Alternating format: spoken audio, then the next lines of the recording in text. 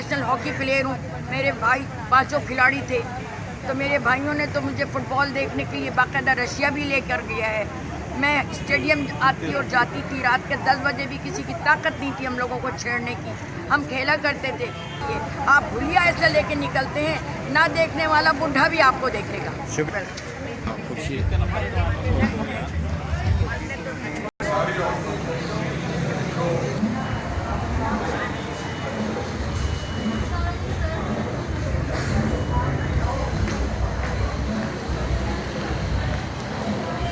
भी हूँ कि मैं अपने मेंटोर के साथ बैठ के बात कर रही हूँ, क्योंकि अनीस आपा, मानाज आपा, मैम उज़्मा नूरानी, मैं समझती हूँ ये मेंटोर है और उनके साथ बैठ के बात करना ये खुशकिस्मती है। इनके साथ स्टेज शेयर करना जो है वो ही एक ऑनर है हम लोगों के लिए। यस, मैं आज मैं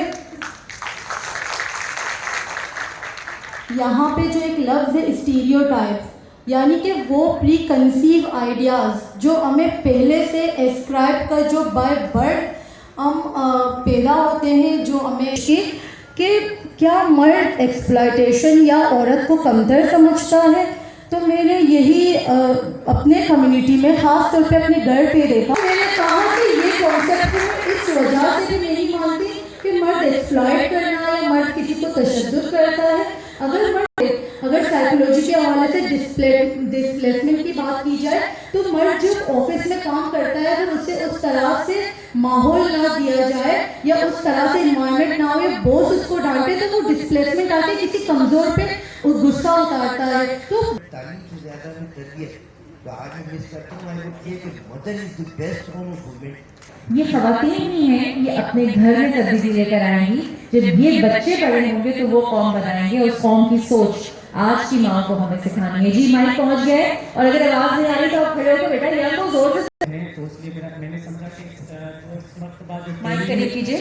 जो इस तैलीमी इदारे हैं, खासतौर पे तैलीमी इदारों में देखा जाए तो रिसेंटली अगर हम देखें, खासतौर पे डॉक्टर परवीन का इशू हुआ, सिंध यूनिवर्सिटी में इशू हुआ, डॉक्टर नाइला, उसके बोल रहे 15-20 लोग जो आपके सामने नजर आते हैं, जो हर इशू पे खड़े हो जाते हैं, जिनको तकलीफ होती है, जो शोर मचाते हैं, सिर्फ उन्हीं का किरदार है।